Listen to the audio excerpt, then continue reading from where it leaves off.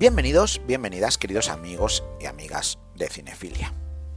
Veréis, en 1963, año en el que se rodó esta película, Jean-Luc Godard era toda una figura de la Nouvelle Vague.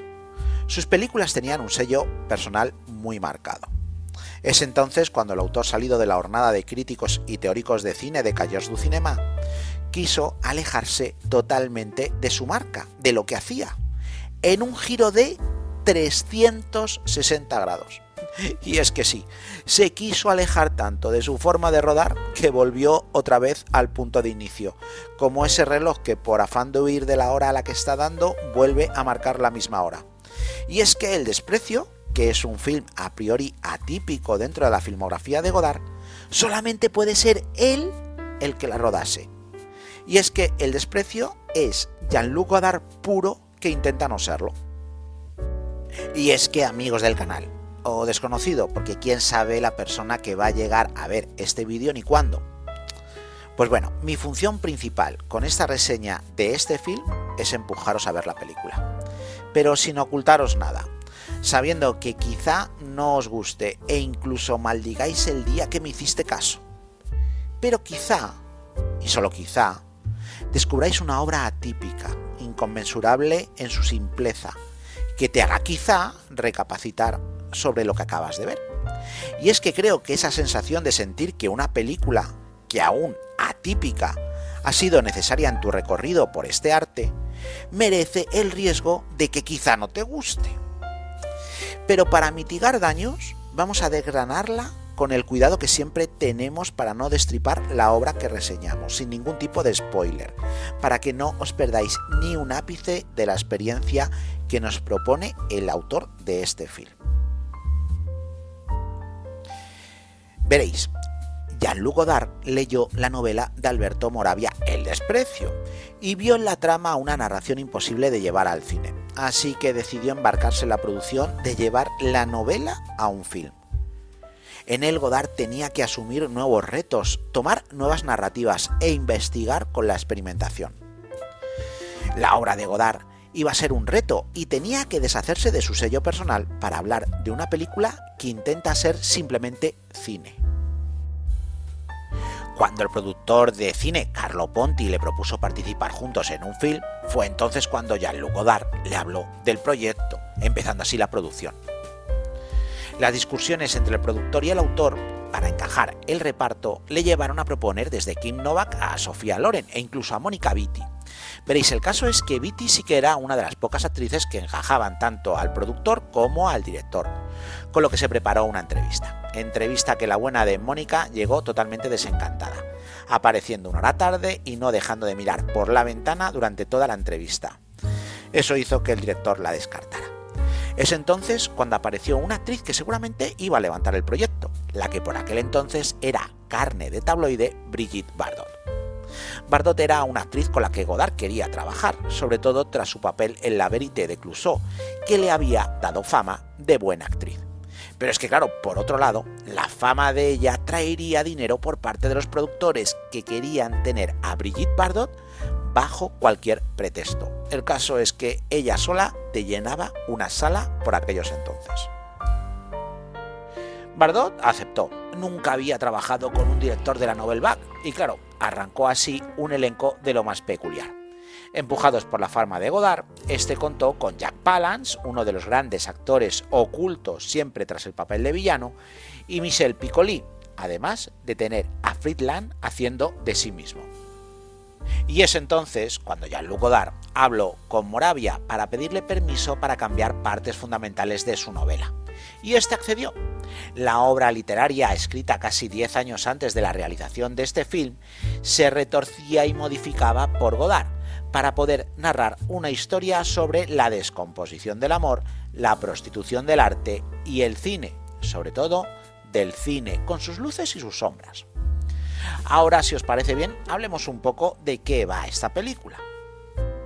Veréis, Paul Yaval es un escritor que ha tenido en su último libreto teatral un gran éxito. Esto llega a los oídos del productor cinematográfico de Norteamérica, Jeremy Proskov, que está rodando en Italia una representación de La Odisea con el gran director Fritz Lang. El caso es que Proskauer no le convence del todo la historia que está rodando Lang, así que quiere contratar a Paul para que rehaga el guión de la película. Tras conocer Proskauer a la hermosa mujer del escritor, este decide cortejarla, por lo que se ofrece a llevarla en su coche biplaza hasta su casa, mientras que su marido va en taxi.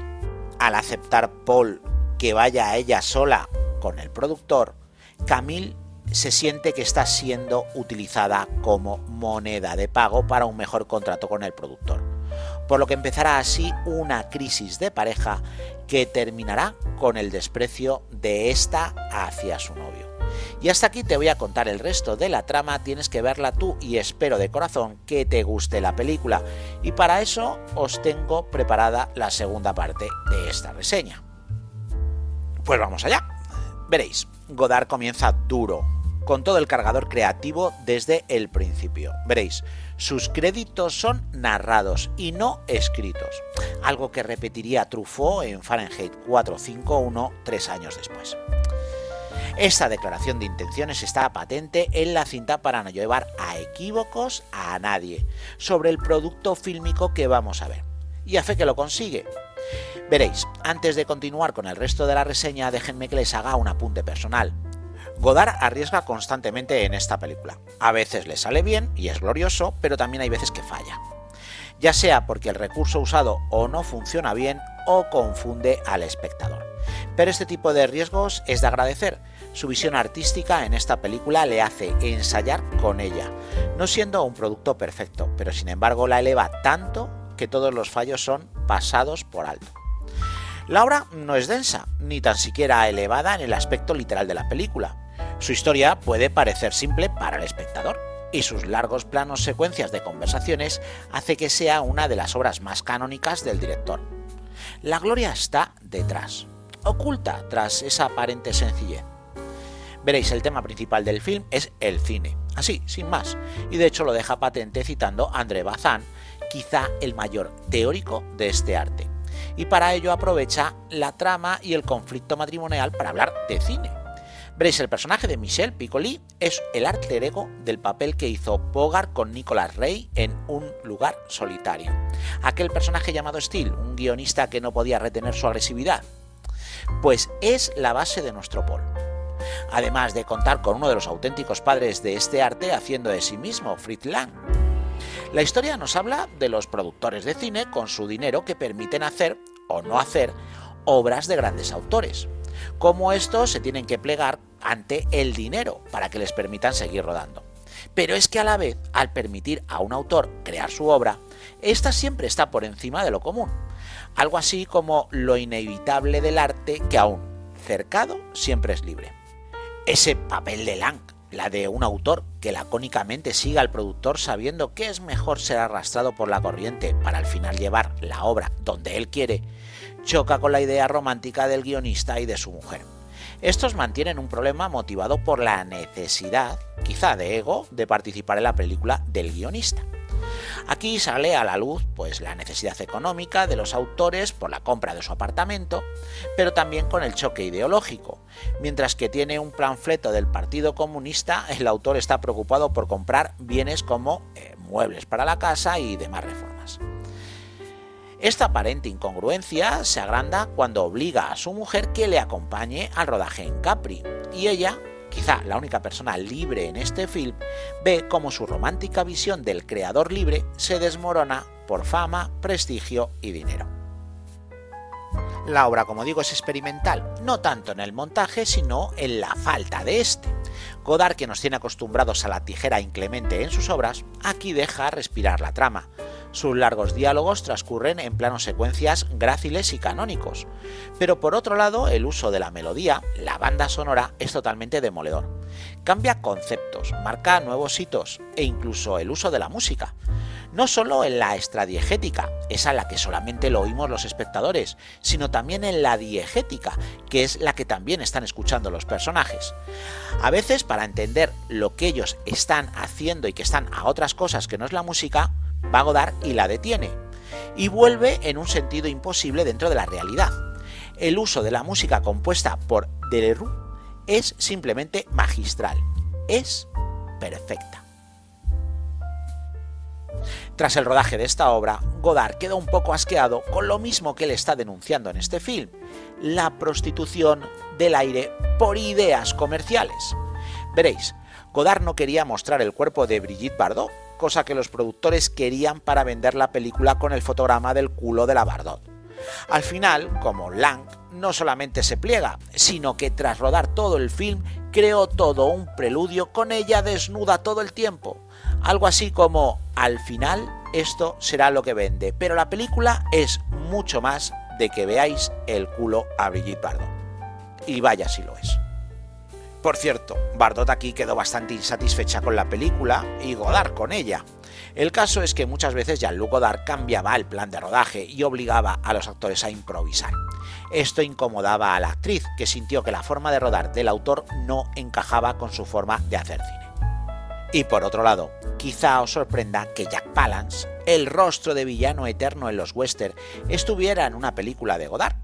Pero es que Palance es mucho más que ese villano en la película de western de turno.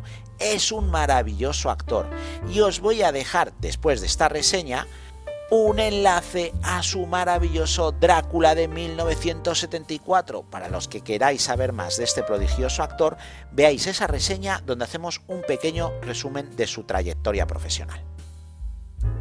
Y bueno, esperando que os guste esta película, esperando que disfrutéis de esta obra un poco peculiar, os dejo, no sin antes desearte dos cosas. La primera es que seas inmensamente feliz o luches por ello, ya sabes que no hay mejor lucha que esa.